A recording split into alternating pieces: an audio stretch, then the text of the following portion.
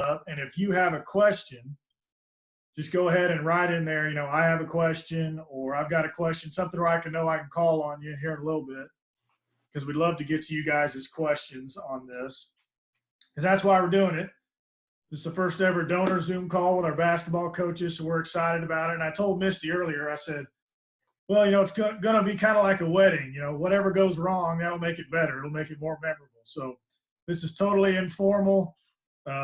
Have any question you want. We wanted to give you guys access to these coaches who are doing a great job. So before we get started, I just wanted to thank everybody who's on this call, all of our donors, because even with everything going on, we hit our budget again. We had a great year, closed out the year phenomenal. So we just want to thank all you guys who pour into our programs, pour into our student athletes. Only at ORU would it be like this, where I think we could finish so strong in the middle of a pandemic.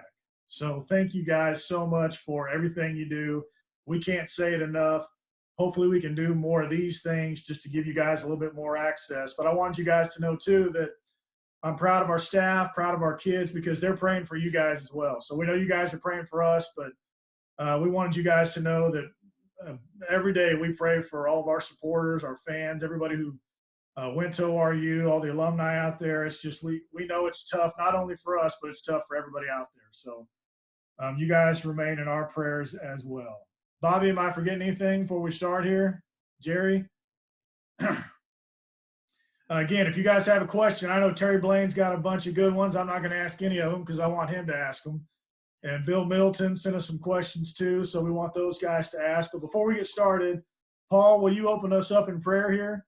Absolutely. Father, we thank you for an opportunity to gather even through this venue. Father, we ask that you bless this time together, that you confirm the work of our hands during this time of having a national emergency. Father, we ask that you bless the time in our house with our families and still allow us to be productive in the area that you've gifted us, in the area that you've called us. We ask this in Jesus' name. Amen.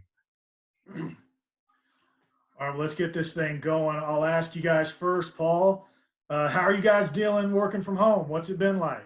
Yeah, one, very cool to see everybody through this venue, so thank you.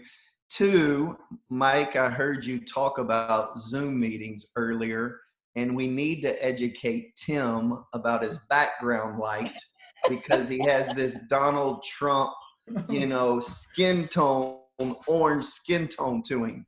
And so you got to do a better job with your lighting, Tim, if you're going to be on a lot of these meetings. It's really busy. Go ahead, Mike. Yeah, he thinks he's the Godfather. Well, the staff calls me the banker. I'm just a shadow, and I tell them what to do, deal or no deal. It's really business as usual. I mean, there's always recruiting phone calls. There's always one more letter to write, one more text to send, one more call to make. And so in that component, I don't think that you're any less busy. Obviously, we are hypersensitive to what's occurring, not only globally and nationally, but community-wise, and then with our student athletes. But you can imagine trying to keep track of 13 teenage boys, in Misti's case, teenage young ladies, trying to figure out what's what. We just finished finals last week, but then there's recruiting, there's scheduling, there's this young man did what at home. I can't believe it. Who is supervising that situation? And so I think it's been a little difficult not being able to reach out and touch them for the past 2 months that I really miss being in the gym with those guys. But for the most part, there is a lot of business as usual. Our jobs are pretty remote anyway. I think we work a lot away from the office. I always tell our staff that if we're in the office, it probably means that we're not getting a whole lot done because you're just sitting there and waiting for something to happen. But a lot of the phone calls, a lot of the stuff that we do can be done at home, and it's business as usual for I think the vast majority of basketball coaches. What about you, Misti? I echo everything that Paul said. I totally agree. it reminds me of recruiting 90s style, because none of us had our cell phones yet then. When Paul and I would go to, big recruiting events back then, you'd get a packet, and the numbers that were listed, there was a home phone number, and then there was a second number, and that usually meant that I was incorrectly calling a parent at work if I called that number. So, but everything that you did, you had to do it over the phone and just over these just back to basics communication styles. And you learned a lot about recruits, even by whether or not they could communicate well with you over the phone and talking with them. And so I've thoroughly enjoyed just the recruiting process, that we're not in like a facilities arms race, bringing people in constantly, but it's just kind of getting back to talking to people, and having relationships that way. And right before this call started, I was on the phone with a prospect that's over in the Netherlands with her mom and dad, and not a Zoom call, just a regular audio call. And so I kind of put a pin in that one and told them I'd call them back when we were done with our Zoom call that we're having right now. But just getting to connect that way. And but yeah, business as usual. And then the other thing that I know a lot of people around the athletic department are doing right now is that Dr. Wilson, in his own words, deputized all faculty and staff on the ORU campus in order to really go after our students that are coming in this fall in August. And Nancy Brainerd has me working on a project right now. It's called the Mom Project. And so I'm calling moms right now of incoming students that are already put down their deposit and are planning on being at ORU in the fall. And so I've connected to moms in New York and California and everything else just this morning. But just that group effort of all of us being in the trenches together to move forward during this time. It's been a lot of fun. Now, I know you guys are on Netflix. What are you binge watching right now? I've literally not watched any Netflix. I mean, I don't do Netflix. The one thing that I have done, and I'm not a big coffee guy, but I've tried to search like different types of coffees, and they have to go with a Keurig because I'm unwilling to really do anything else because that makes it easy. But the only thing that I've done probably different than normal is tried my hand at different coffees. So far, the Donut Shop Bold is the best one I've found, but I've tried about 20. Well, I'm a Keurig queen too. I mean, I'm definitely on the coffee, but I will say on Netflix, the TV doesn't come on during the day, really, for the most part. But I can fall asleep to either The Office or Parks and Recreation if it's on. So. Well, are you guys watching The Last Dance? Have you watched this kind of documentary about Bulls basketball? Absolutely. I haven't gotten to see the two that got released on Sunday yet. So I haven't seen the latest two installments, but that will probably be mandatory watching for every ORU women's basketball player too. Just the competitiveness and just the grit and the fight of the NBA back during those years. And that's just, well, that's kind of my era growing up too. So I've loved every minute of it. And I loved Bill Laimbeer. I don't think it's okay to say that, but I loved Bill Laimbeer back in the day with the Bad Boys. So he's kind of, thankfully they didn't talk to him during this series that's going on. We'll go a little further on that because one of the questions that I think we got a lot was what has your impression been with that documentary, Michael Jordan's drive, his competitiveness? Just talk a little bit about how that, how you guys see that, how you might, how you viewed Michael Jordan, just how it might have shaped you and those kind of things. I would literally get into fights with people, 7th grade, 8th grade, 9th grade, because they claim Magic was better. They claim Larry Bird was better. Literal fist fights in the gym. And the Michael documentary has been required watching in my house. I've even made my two daughters, who are 14 and 12. Fortunately, ESPN2 does the radio version. And so I was talking with a writer for the Tulsa World, so I can give you a kind of preview because they're interviewing me tomorrow about this. But when I was in the 9th grade, I slept overnight at Sharpstown Mall in Houston because Mike was going to have a 2:00 signing ceremony. And so I got there at 2:00 in the morning. My mom was with me. I was the first one in line. The mall opened up at 9. I was the first one in line. And Mike walks out, and this is 1987. And Mike walks out, and by this time, there's several hundred, if not close to 1,000 people there. And when Mike walks out, it was whatever line there was, it was chaos. And everybody just went on to him. And so I was really disappointed because I had stayed out all night to be first in line to see Mike. And so by the time they reassembled everybody, I was way back.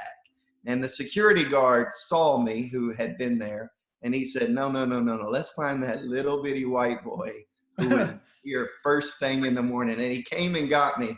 It was a hulk of a man from what I remember as a teenager. And he brought me up front, and I was able to meet Mike first and do that. And it was a memory. But I grew up in that era, would literally fight if you talk and said somebody was better than Michael Jordan. I had little man syndrome. And so you were willing to kind of scrap with anybody. But I love the documentary. It's been great. And just to see competitiveness at that level, you know, obviously what you don't want people to take away is there's one way to do it. And this is the way you got to treat people a certain way. And what you do want people to take away is the drive and the hunger that's required in order to really be excellent at your craft. And that's what's been intriguing about this whole Last Dance series. There's probably two areas for me, just kind of enjoying the series so far, is that I remember seeing some of those clips from when the Dream Team was practicing and doing when they were all together for the first time, and they kind of go into that. Maybe it was the third weekend or something, about just the vibe on the court and kind of the smack talk. And when Michael kind of became the alpha, you know, coming out of that first Olympics and everything. And I know for us as coaches, we are always, the one part that we don't get to ever weigh in on in the off season is open gym. We don't ever get to kind of go down there and make sure that we're getting hooked up and that players are playing hard and stuff. And I just thought, and I know those guys were professionals and they clearly were at an elite level. You know, they're called the Dream Team for a reason, but just their desire to constantly win at whatever they were doing, whether it was in practice, whether it was, you know, in pickup games that the media wasn't even allowed to be in.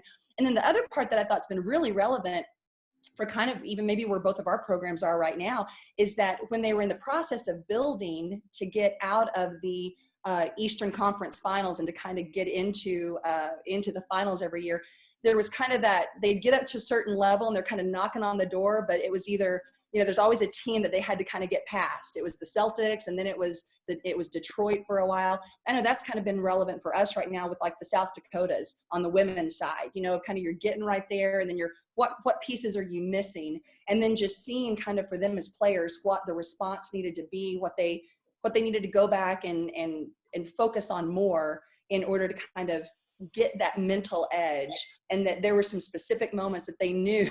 Like I think there was a time where Scottie Pippen got taken out by Detroit and he's on the floor after a bad foul by Rodman and he doesn't react. And Jordan's talking about how I knew at that moment when there was no reaction and he wasn't feeling sorry for himself, he just picked himself up. There was nothing they could do to beat us at that point. And so just seeing that progression, and that's something that has to happen at every level with every team. Well, I remember growing up, don't ask me how or why, but my favorite team was the Milwaukee Bucks, and they were terrible. And I remember that in that Bulls 70-plus win season, the Bucks actually beat them. So, Paul, going to class, I remember the one thing I remember about Michael Jordan is my terrible team beat him the year they had their best year ever. It was unbelievable. Before we get kind of into some questions that pertain to our season, some things that are going on, why don't you guys talk about what it was like when this pandemic kind of hit? I know it's been for us in our industry, it's incredibly unique. Yeah. We've had to deal with a lot of loss, a lot of, you know, student athletes that have had anguish, missing seasons. Basketball was impacted with the postseason. Some sports have been more impacted than others, but talk about how you guys handled, how you heard about it, how you've kind of processed. I know, Paul, we were in discussions about postseason with you guys, and talk about the unique way that went down and how you guys handled it as a program. Yeah, I mean, for us, we lose on a Monday, travel back from the conference tournament on a Tuesday, and had talked with our team. We had been invited to what's called the College Insider Tournament, the CIT, and we were probably going to play somebody in the Midwest on the following Monday. Um, you began to get an idea on Thursday, Wednesday night, obviously the Rudy Gobert situation in Oklahoma City. And it was also the day that they announced that there would be no fans at the NCAA tournament this year. Thursday came, and that was the cancellation of conference tournaments. You began to see that. And then by Thursday evening, there was nothing. Our players were headed out on spring break. We had spring break the following week. And so when we knew that we weren't playing in the CIT on account of Corona, I met with a lot of our guys Sunday night. Went to Charleston's there on Yale and sat down with a number of them, and we just kind of talked through things. And I kind of shared with them that, hey, at that time, Oklahoma and Oklahoma State had canceled. And I said, when you go home for spring break, you need to take things because I do not know if we're going to have school. And sat down with those guys. They were more in shock than I think. I wasn't necessarily processing the information as much as delivering the information. And you just wanted to let your guys know, I know you're leaving, but you need to make sure you have A, B, and C. You need to take your books. Class is probably still going to happen. I's are dotted, T's are crossed. And I said, I don't know when we'll see you again. This may happen the whole semester. Little did I know, I mean, here we are 2.5 months later, that this would prolong for this long. And I think, I was talking to Scott Higgins one day via Zoom call, and it was the day that they announced that there would be, somewhere between 100,000 and 250,000 people die across America. And that was kind of when it hit you, like, wow, like, we're going to lose 100 to 220,000 people. And you see the numbers right now, somewhere around 80. And you see how just vulnerable people are, whether you be poor, how much it subjects and goes at a certain age. And so you're really mindful, and it's really sobering just what's occurring. And so that, for me, that particular Sunday night, and then about a week later when you begin to get the data, was kind of when it really hit and you were able to process the information. Yeah. Real similar timeline for us as it was for Paul is that we kind of knew. I remember I was on the turnpike going down to Oklahoma City, and Kyron called me because one of his daughters cheers for Victory, and Victory already knew that their state tournament game wasn't going to happen that night.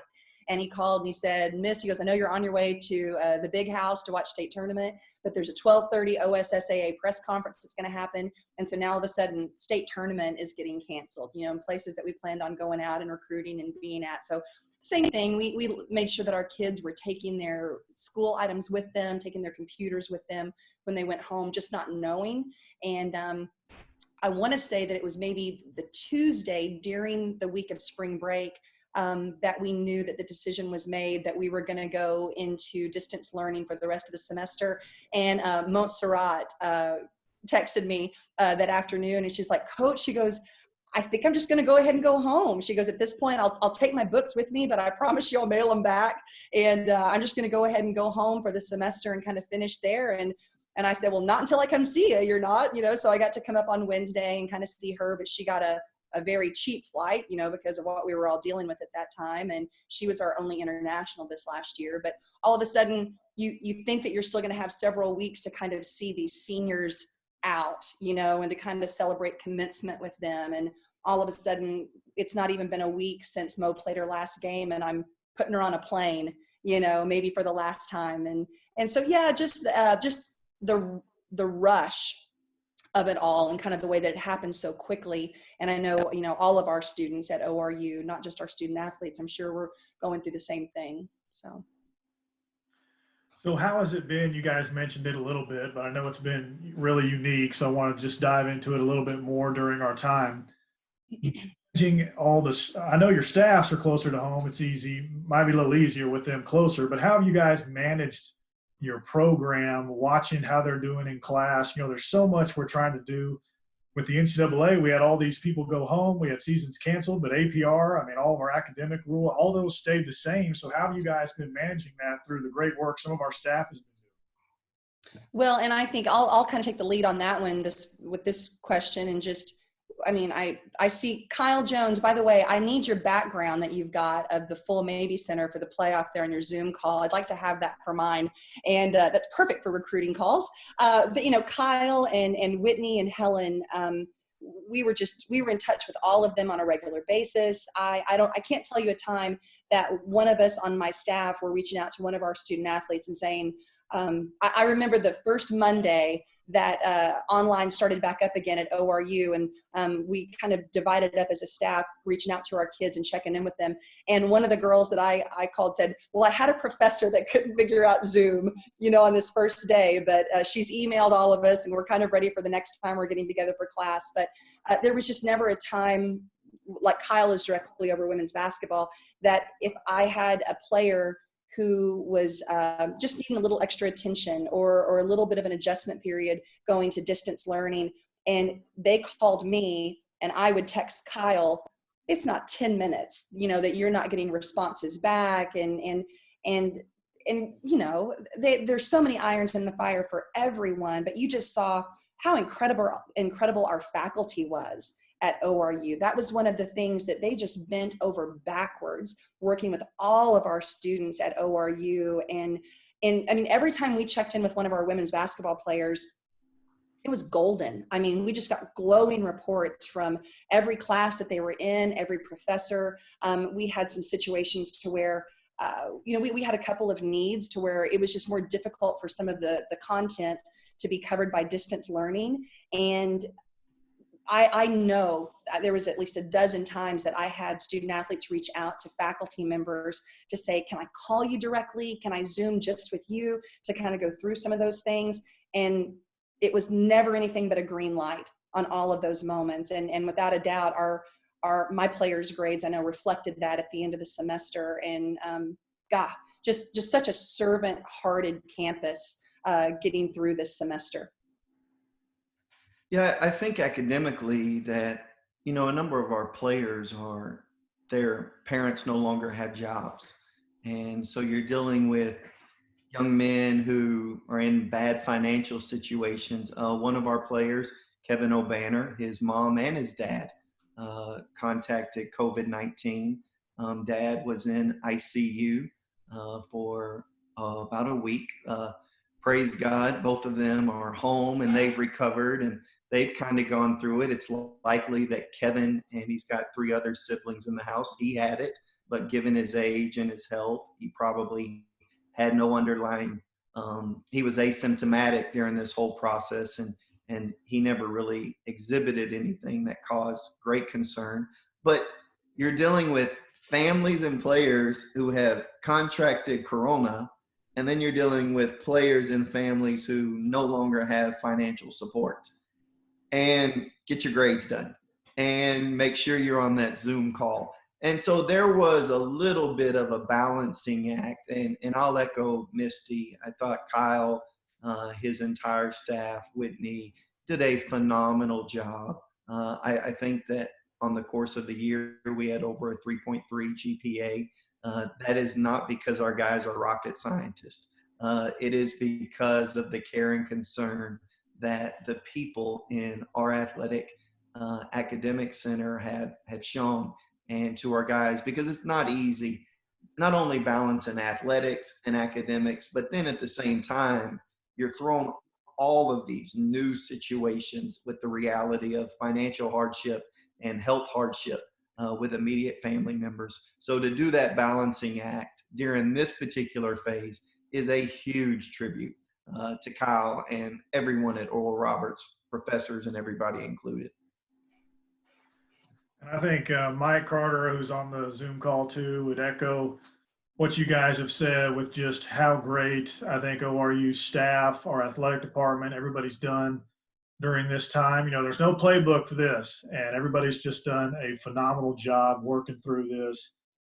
So I know we don't necessarily know exactly what the future holds, but I think that we are hoping that we'll continue to trend positively. And I know that we're planning on having the fall as normal. So let's get into that. Let's talk about kind of the state of the program for each of you guys. I want to get into this and start talking about what we can anticipate this next year. I know that, you know, we're real happy and pleased with the trajectory of our basketball programs and what the future holds. And I think there's some really good things we can talk about and some positivity in the future.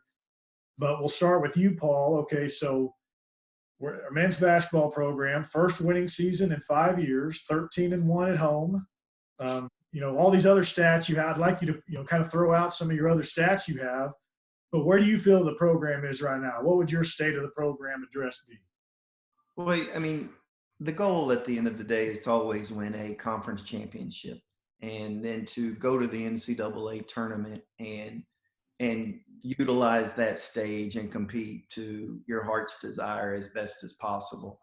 And so I do feel like we've made strides. I mean, we've improved every year. We've gone from 6th to 5th to 4th. You would like to, you know, the phrase that I often use is you build this thing brick by brick.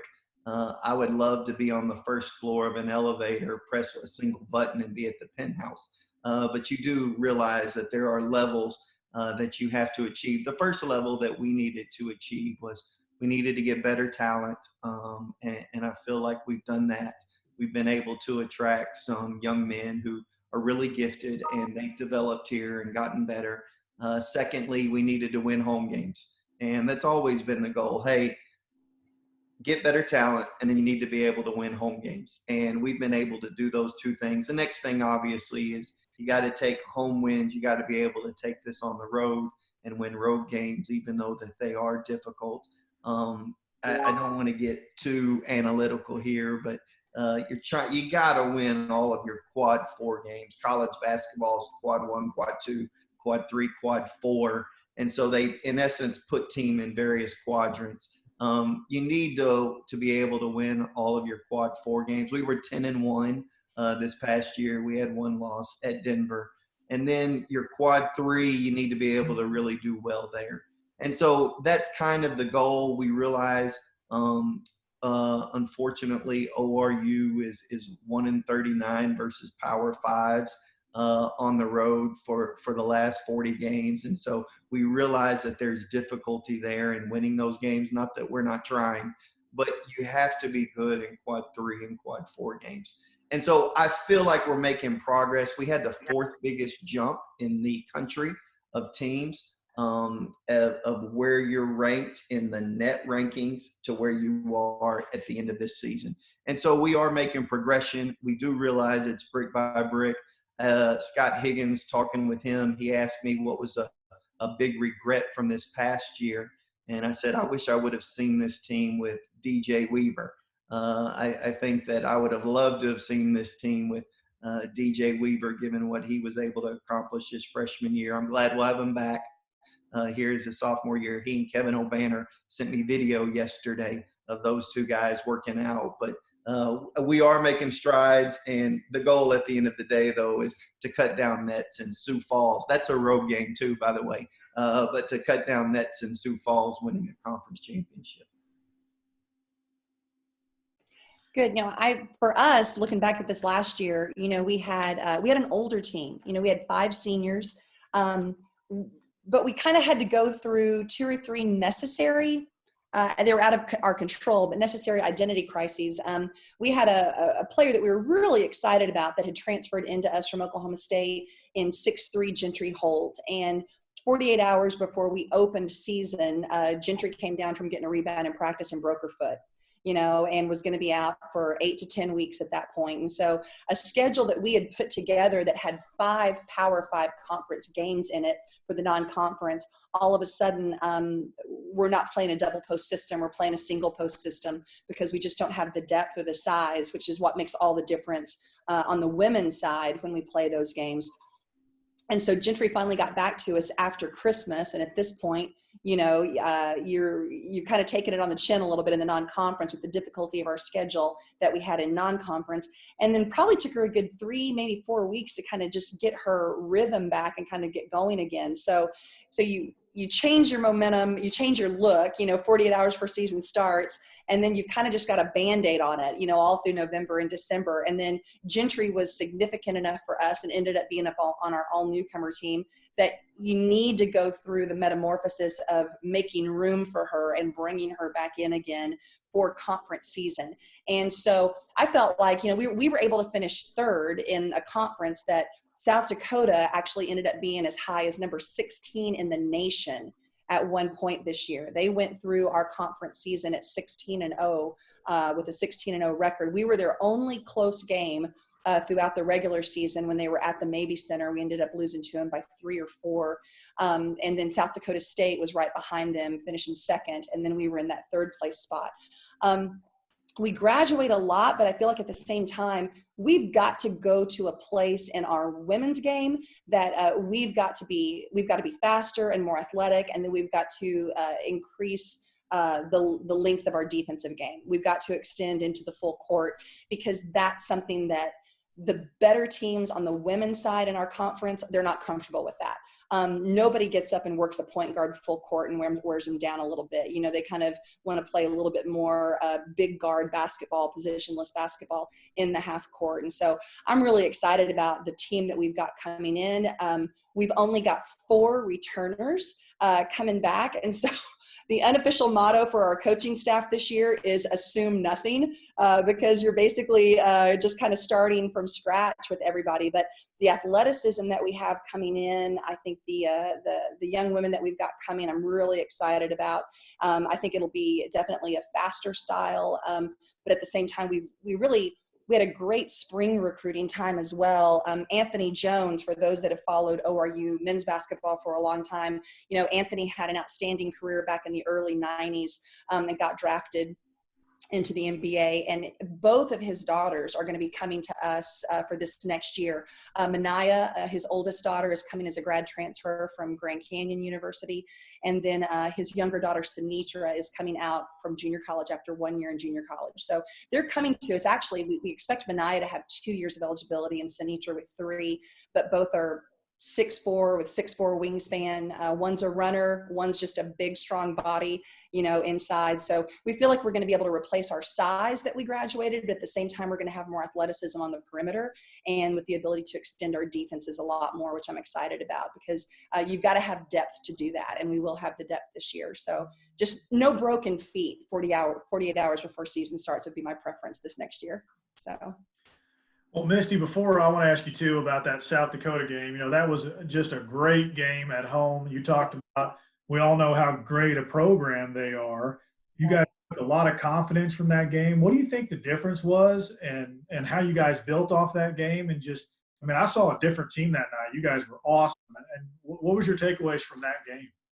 I think one of the things that was beautifully played that night was help defense. I think I didn't have a lot of athleticism in our personnel this past season as far as on ball. It was definitely defense by committee. And that was one of our better evenings as far as just kind of filling those gaps and giving help from the backside and making rotations. And the girls just kind of, they just went for it. Maybe the best way that I can kind of say it. They just kind of let it hang out, and they went for it, and just kind of just punched the bully in the nose, so to speak. Is that little 7th grader Paul hanging out at the mall ready to fight somebody. That's kind of what our girls did in that one with South Dakota in that situation. And that's the thing with a team. Sometimes can be the bad part with a team that's really old and more mature, is that there's a certain kind of player that they just become more and more ingrained into who they are the longer into their career that they go. Well, that's great if it's a player that's got a lot of dimensions to it. But if it's a player who kind of started out as a spot-up shooter and they've never really taken that risk of developing themselves into somebody who can create their own shot, they just become more and more of a strong version of who they are further on into their career. And that's one of the things that I loved the women in our senior class. We We had 7 degrees graduate with 5 girls that graduated this year out of our program. 2 of them are walking away with their master's as well as their undergrad. And then Sarah is coming back for her clinicals next year as a nursing major. But who those seniors were as basketball players was pretty entrenched, you know, as far as what they were going to be able to develop and give us. And that's kind of the fun part when you start a new era and kind of bring a new team in, is that nobody's stuck in a rut. You know, there's just a lot of fun development that's going to get to happen with this new group coming in. So, but yeah, I just thought it was a special night. And I think we poured that on at different places. In the end, I don't know, I'm sure Paul feels this way too. Our number one goal is, yes, to win the conference championship, to go to the NCAA tournament. But the way that we are set up in the Summit League, you have got to finish as a 1 or 2 seed if you want to have a legitimate shot in Sioux Falls at the conference tournament, because those 1 and 2 seed teams get that off day on Sunday, and then they come back and they play the semis on Monday and the finals on Tuesday. And if you got to go out on Sunday and play your first one, you know, you're coming up against a team on Monday that's had that off day. And so that's a big part of what we're really pursuing. We're going to have that in order to finally get to the peak of the mountain with where we need to be. Okay, well, I know everybody's tired of hearing me ask questions, so I'm going to get to your questions. Michael Cast, are you on there? Do you want me to ask your question, or do you want to ask yours? Can you hear me? Yeah, I can ask. Tim? Yeah, I just wanted to see how you feel like the rebuilding process is going. Are you on schedule, or where do you think the program is right now? That's for you, Coach Mills. Yeah, I mean, I would have liked to have won a conference championship in my first year. So I really think we're already behind. You know, I do think that there is this eagerness to, like, you know, hey, let's get this done. When I step back and kind of look at this realistically, you know, hey, 11 wins our first year, 11 wins our second year, 17. I've seen improvement. As I mentioned, our first year, we didn't have good enough players. That was a reality, especially in the backcourt. We have had 10 transfers here since I've been here, and 8 of the 10 have gone Division II. And the other 2 players, that one of them went to a Division I and he quit about halfway before the season was over. And then the other young man who transferred went to a school and then left there and went to another school. So we've only had 2 Division I transfers, and those guys had signed up for a different coach. And so I wasn't mad about that process at all. This year, we have had 0 transfers. And I think that's a testament to ORU that, hey, not only are you treating your kids right, but you're developing them and you're following through on what you said you would in recruiting. So because of that, because of how we're building this process, I feel very good. Everybody, including me, our entire staff, wish it would have happened before. But I do feel, if you look right now, this happens every Monday. There's a gentleman who follows college basketball who emails us projections about where you're at, not only nationally, but also inside your conference. So right now we're projected to be second. I think South Dakota State returns everybody. And so, hey, my first year we were predicted last, pretty much consensus. Last year we were predicted to be in the top 3. Now you're projected to be in the top 2. So you do realize that this wave is turning. Until we can get these guys on campus, and who knows when that will be, and really get an idea about what we're working with, you can't make many projections about this season. But I do know that we turn an all-conference player who was an all-tournament player in Kevin O'Banner. Max received all-conference recognition. DJ Weaver started for us his entire freshman year. And so we have a number of guys across our front line and in our backcourt who I feel very good about. And I do think it's really a matter of time before ORU makes noise nationally. John Harper, I know you've got a question. You want to ask your question? Yeah, thanks, Tim. This can go to either coach. I'm intrigued with the international side of this, and I asked the question about hearing the Netherlands connection here, and I think both coaches are dabbling over in the Netherlands. Am I right? And I'm just curious to know. I like that. I love it because I think it fits the mission of ORU to the whole world. Right. But I know it's got to have its challenges, particularly now. But anyway, either one of you want to take on the question of how we kind of started down this path? Where is it going to take us? Is it just the Netherlands, or are we kind of reaching different spots? Well, Paul gets credit for the Netherlands first. His guy is signed. Mine is not signed yet. But I'm glad you brought your question up, John. I wrote myself a note here earlier. I don't know if my girl I'm talking to in the Netherlands right now knows Paul's signee or not, but she's sure going to hear his name when I call her when the Zoom call is over. I got to remember that we've got that connection going right now. For us, it's not really a Netherlands thing necessarily. You know, we've had a lot of success in Spain. We've done some stuff in Portugal before. 20 years ago, we had a handful of really outstanding Australians that came through our women's side, and we've got our first Australian coming back. A new player coming in this fall for the first time. Some of these countries are beginning to send some all-star teams over to the U.S. to play on the summer circuits, where we're out watching teams a lot. I know that's kind of how we've kind of reignited with our Australian player who's coming in.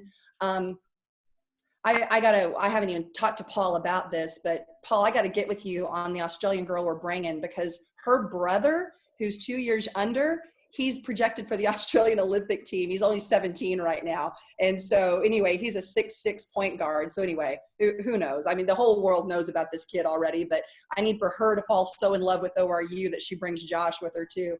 But a lot of it, just the world is so much smaller now, John. We get emails so often from international players, but you're exactly right. It's a fantastic thing with ORU when you've got over 100 countries represented on our campus. And that's one of the things that I know on our staff. We really sell that when we get on the phone with these young people from other countries, because ORU is tailor-made to take care of the unique needs of international student athletes. And so anyway, not really we don't have a Netherlands guy right now, but I'm going to try to keep up with Paul on this one, because I really want this young lady that I'm talking to.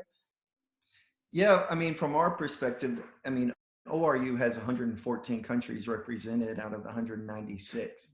And I get about 35 to 40 emails a day of I can play at ORU. I'm sure Misti does the same. And about 10 of them are international players from all over. I do think that internationally, Oral Roberts University is known specifically in Europe more so than Australia. And so I think you see a lot of the European. Obviously, Eman doing well. Eman played for the national team after his freshman year, brings some attention to Oral Roberts University. Kevin O'Banner, his mother is from Amsterdam, and so she's Dutch. A young man we signed, Jamie Bergens, is also from the Netherlands. And then I think we're actually going to have another one from the Netherlands here shortly that we'll be able to announce. So that would actually give us 3 people on our roster right now. And we have a young man from Latvia, Francis, and then Estonia and Carlos, Canada. And I think what you'll see from us is a lot of international recruiting. One of our assistant coaches, Sam Patterson, went to Greece last summer, and that was where he saw Jamie at FIBA under 20 and was really intrigued with how well that he played. There's a young man at Kansas who's from the Netherlands. There's a young man who just left Purdue and signed at BYU, Matt Harms, who's from the Netherlands. So Netherlands actually has quite a bit of an influence here in college basketball. And we don't mind taking your best players from the Netherlands and bring them into ORU. And we have a number of contacts there. But you'll see us recruit internationally, and then you'll see us recruit regionally. Oklahoma, Arkansas, Texas. And so we kind of know where our wheelhouse is, and we kind of know what the wheelhouse of ORU is. And so fortunately for us, I'll get the opportunity, I believe, to coach 4 guys, coach 3 of them. But I think we're going to be able to reel one more in here. Hopefully Misti too. Yes. All right, Terry Blaine, I know you had some questions. You want to ask one here? You can ask them. Well, I will ask the coaches, are you learning Dutch? I know At zero. all. Yeah. Yeah. Spanish is about as big as my wheelhouse has ever gotten. But no, I'm very grateful to say that when I was on the call with the recruit and her mom and dad a few minutes ago, they speak beautiful English. So that just makes that makes it look a lot easier.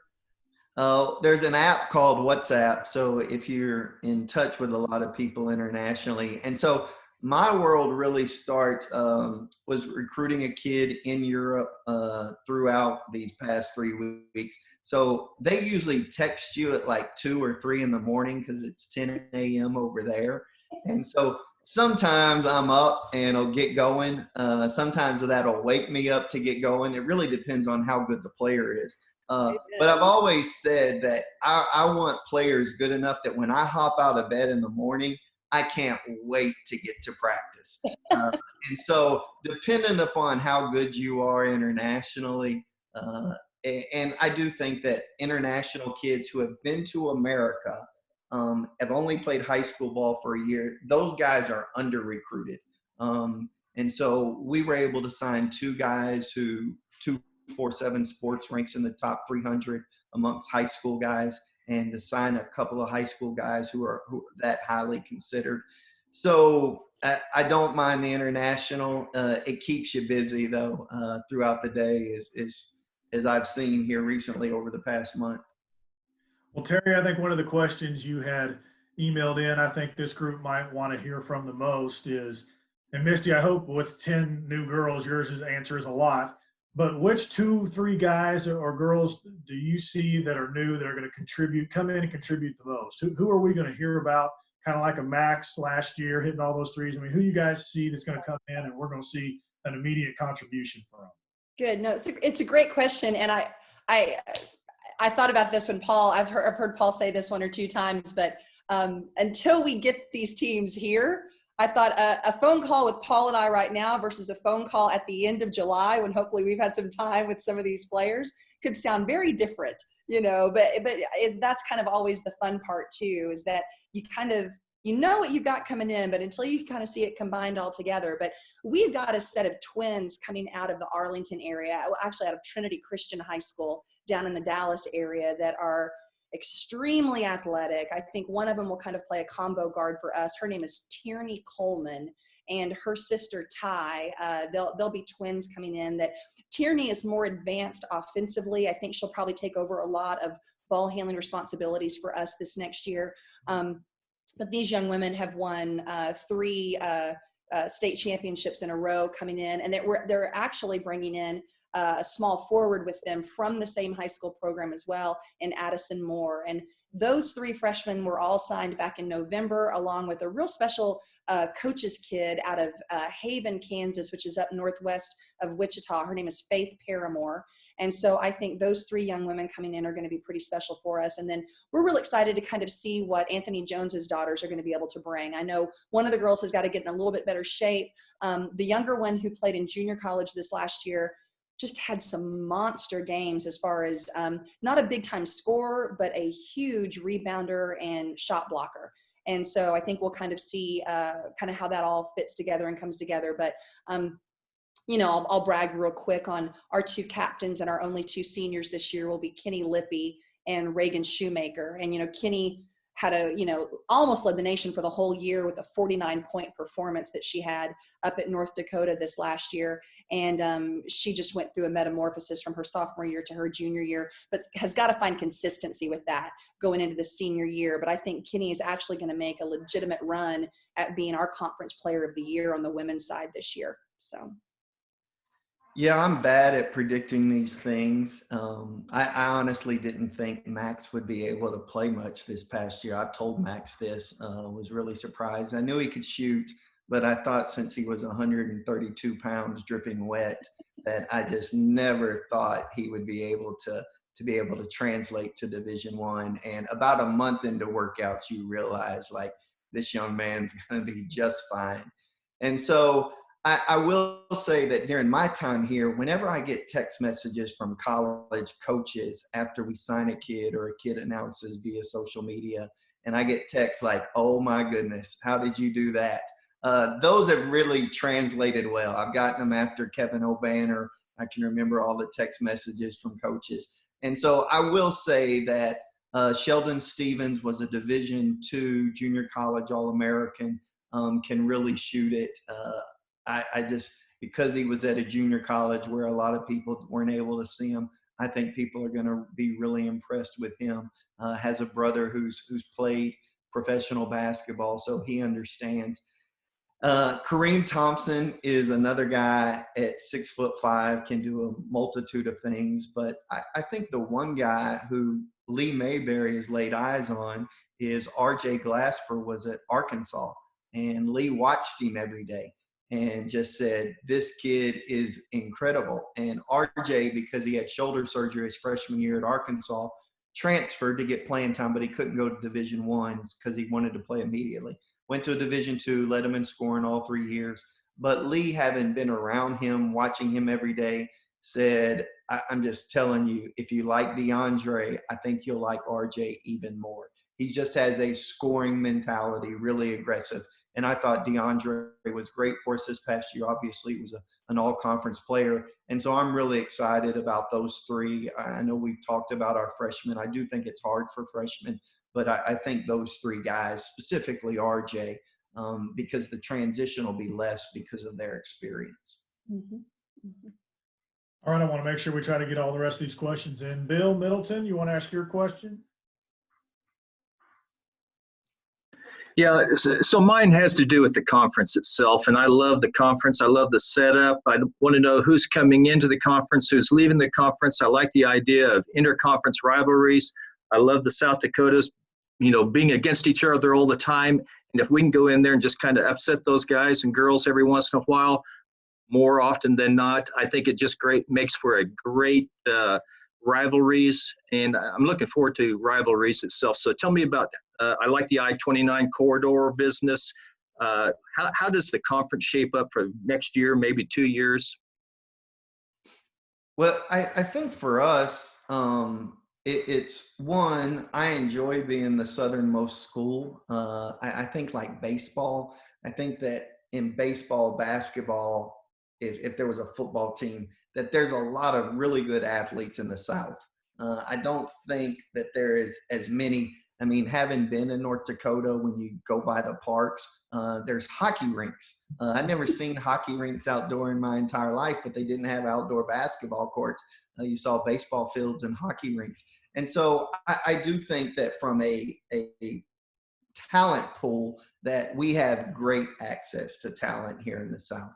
UMKC coming into the league will make travel a little bit better, just a 3.5-hour trip to Kansas City to stay along that. No more Fort Wayne, so you don't have that time zone change as you did before, and that wasn't the easiest place to get to.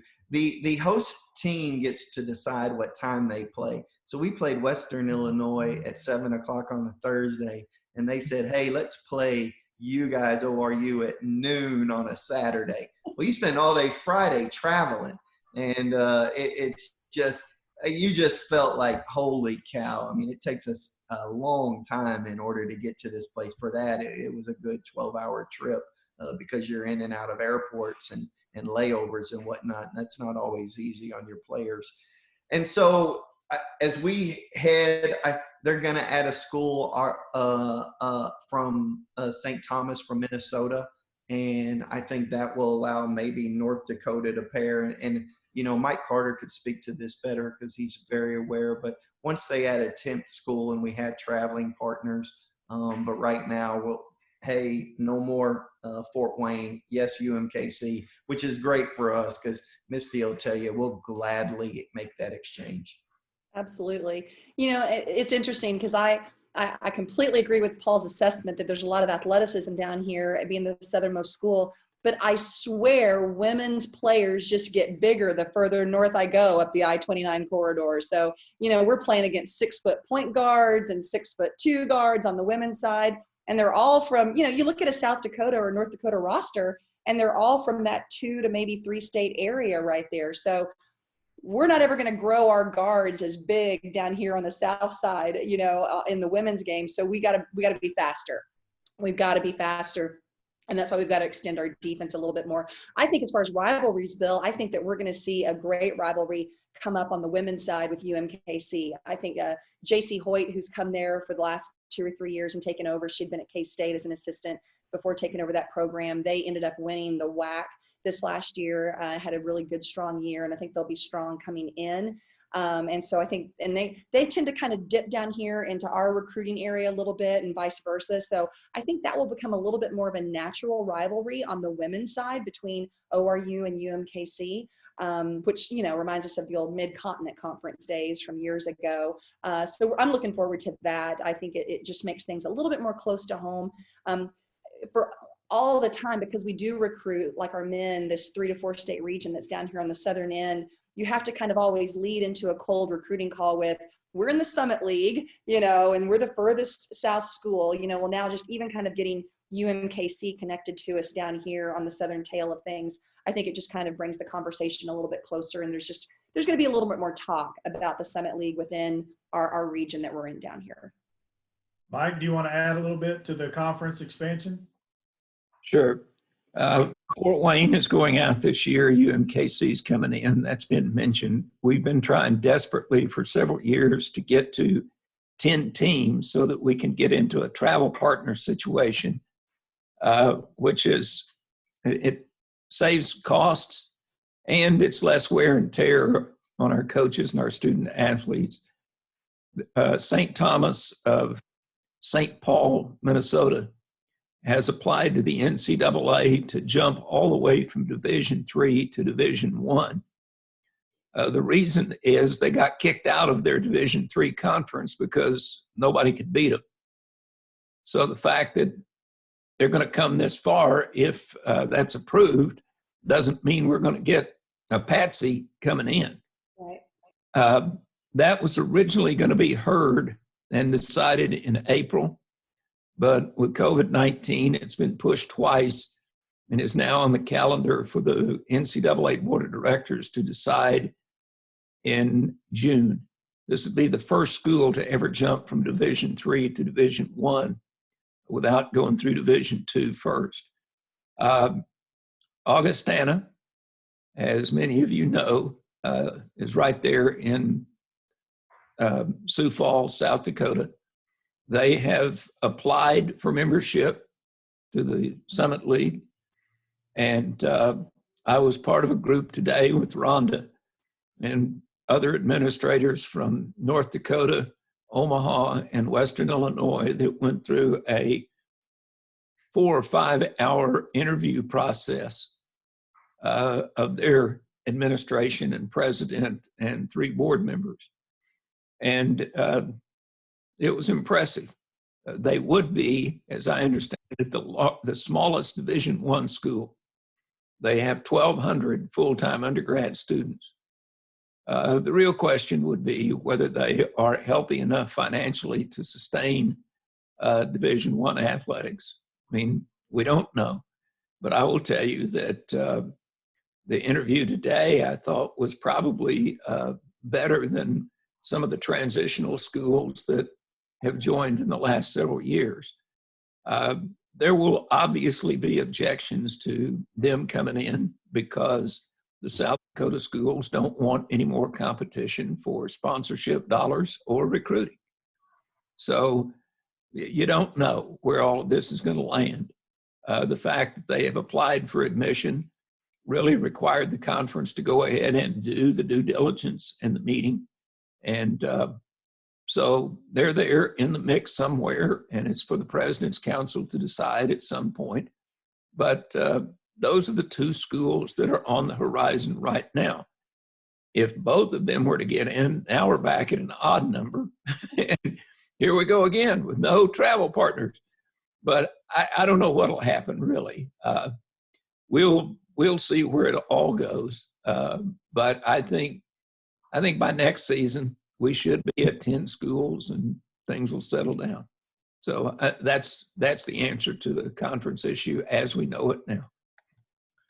And I'll say this without getting on too big of a soapbox, because I've gone to Mike about this, and I've sat in Misti's office about this. ORU is the only school this year who had one-day preps. We had 4 of those. So you go on the road, you play Thursday, you play Saturday, you get one day. Your travel day is your preparation day, and it's hard. North Dakota State played one. They only had 1. We played 4 one-day prep games. South Dakota State had 0.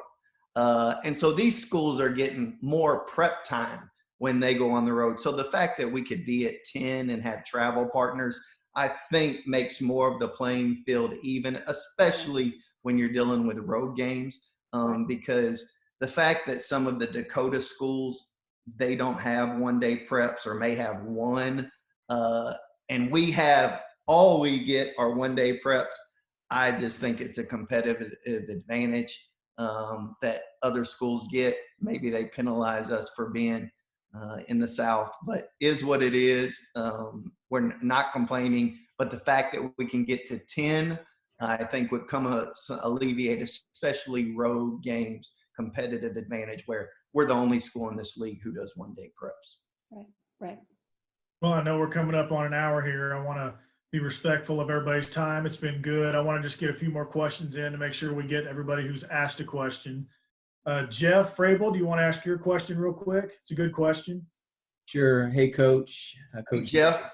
I was wondering about the team aspect that you had this past season. You mentioned that there were no transfers, and I was thinking this is the first year in a few years that someone hasn't transferred for one reason or another.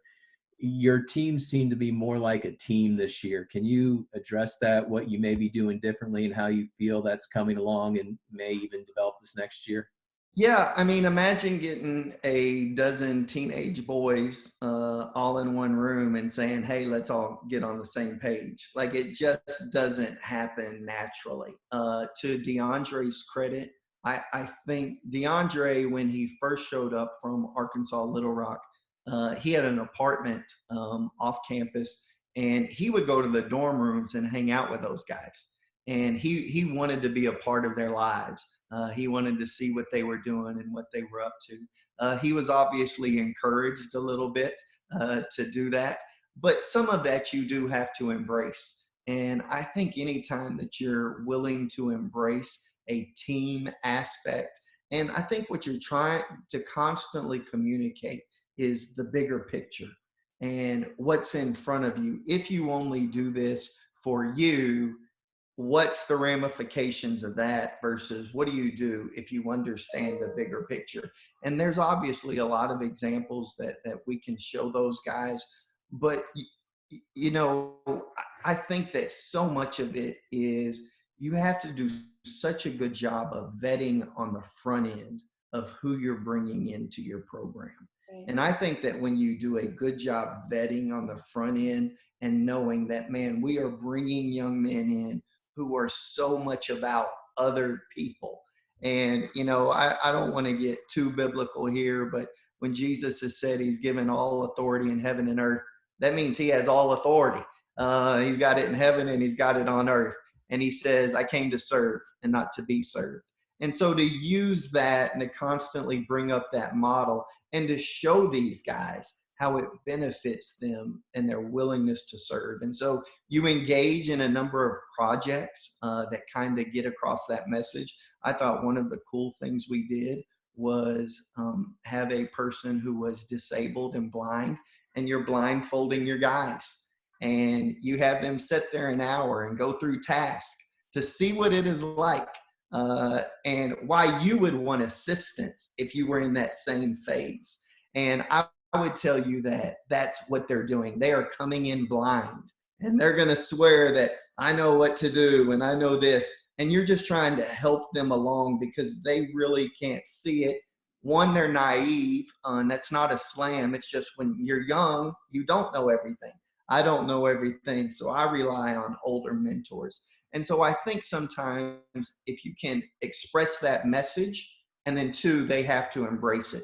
we were able to express the message, but to their credit, they were able to embrace it. And it's a tribute to our seniors, really. E-Man, Aiden, Ty, DeAndre, Sam, those guys embraced the message and followed through on it. We'll get 2 more questions and then we'll get out of here. We're lucky to have Debbie Yao as one of our supporters. She's a former head women's basketball coach at ORU. She's also the former AD at Maryland and NC State. But her question she wanted me to ask was, the NCAA net calculation was updated this week, and how do you guys think that those changes will factor into your schedule? Yeah, I read about it this morning, and that sounds like an athletic director question. It's like, hey, how is this factoring into our net ranking? I think we'll be okay. We ended up playing the 6th toughest non-scheduled conference in the country last year. Fortunately, as Mike has shared with us, given the current climate of really a little fearful about being in airports right now and being in airplanes, just because we don't know so much. So right now we'll play TCU, we'll play Arkansas, we'll play Oklahoma State, we'll play Wichita State. We are getting on buses as much as we possibly can. And so in order to play some of the local schools that help supplement some of our budgets, I do think because of our schedule, what they have eliminated from the net is margin of victory or margin of loss, which is good. Even though, we were able to play 2, 3 possession, 1 possession games with these Power 5 schools. And so I do think that's why we rose so high in the net. But I think alleviating some of that and concentrating on how good are you as a team statistically, factoring that in conjunction with your schedule, I do think that will help us because of the schedule that we do play. All right, the last question here, and then we'll get off, is Laura, do you want to ask your question, Laura Crone?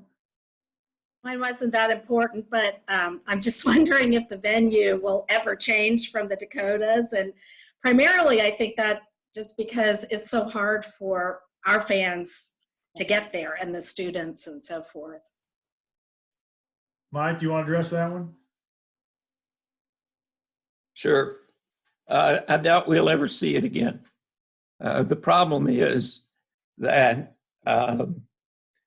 the way that the people of South Dakota and North Dakota pack out that place, we're not going to see anything like that in Tulsa. And they now have the sponsorship of the South Dakota legislature, of the biggest bank, the biggest health system, some of the biggest businesses in the Sioux Falls area. And the success has been shown 2 ways. One, it's like the 3rd largest attended basketball conference tournament in the United States. I think it was only behind the Big Ten last year. So when you get that kind of attendance, and I can tell you, there was a year or 2 ago that we had Western Illinois playing, I think it was IUPUI women at noon on a weekday, and there were 6,000 people in the stands. That doesn't happen, except that people just pour into town. That is their vacation. They're going to go out to dinner and they're going to go to basketball games. And there were several games that had, it's a 14,000 seat arena, and they had north of 12,000 people there. So the attendance is huge, and it's a great atmosphere for our kids to play in. I wish we had a little more navy and gold in there and a little less jackrabbit blue. And the other thing is, from a financial standpoint, it's just a home run for everybody. They're paying all the bills and still sending the schools about $60,000 to $80,000 after paying the bills. That didn't happen in Tulsa. It didn't happen in Kansas City. It didn't happen in Fort Wayne. Certainly didn't happen in Moline. So from a financial standpoint, I don't see how it's going to change. And I think the contract is signed through the next 4 or 5 years. Laura, I'll tell you what, I'm with you. I would love to see it in Tulsa. I'll partner with you. We can write a check to bring these folks here. Now, I'm only contributing $10. So you're going to have to make up the rest. Okay. But And obviously, I didn't necessarily think Tulsa, but I just, being the farthest south, it's just really hard. I know my dad wished the last couple of years he could have gone up there, and it was just too hard to get up there. So yeah, it's not an easy trip. Believe me, the way that thing's been going, it's not moving anytime soon.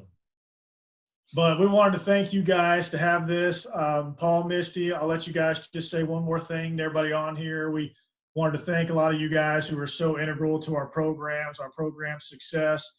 And after they say something, John Harper, who's the president of the Golden Hill Club, I'll ask him to say a prayer and close us out. So Paul, Misti, you guys want to say one last thing?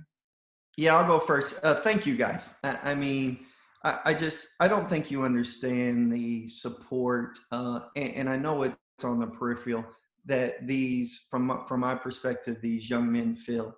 It's not easy. You always want people in your corner who, when it's not going well, and everybody can be in your corner when it is going well. And to know that you're always supported, not only financially, but prayerfully, as these young men and young ladies, our student athletes, go through it. It's a tribute, and we all understand that unless the Lord builds the house, we labor in vain.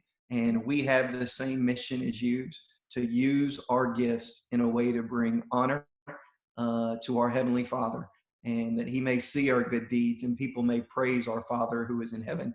So we are greatly, greatly appreciative for all that you do. Again, not only financially, but prayerfully, in order to support ORU athletics. Good. Well said, Paul. It's so good to see so many of your faces right now, and just know that we're doing well. Our student athletes are succeeding and thriving right now. We cannot. I've got an ache. I know Paul's the same way. We're just aching, to get back into a gym, or even just to get into breathing space with our student athletes right now, and just to be with them again. But I just got to say, with the 25-year perspective at ORU, I am so proud of our university right now. I'm so proud of our administration, not only in athletics as always, but just in the big picture as well. And there's just a great sense of positivity right now, just as we all cope and we all, make some adjustments to the way in which we go about our business. But the Lord's not surprised by any of this. He's not caught off guard by any of this right now. And so just to know, at the heart of the calling on my life, the calling on Paul's life, the calling on our athletic administration's life as well, we're blessed to get to do what we do, and to get to serve in the way that we serve, and to do it with fantastic people like you all that are tuned in here today. We just appreciate you so much, and we love you, and please let us serve you, whenever we can.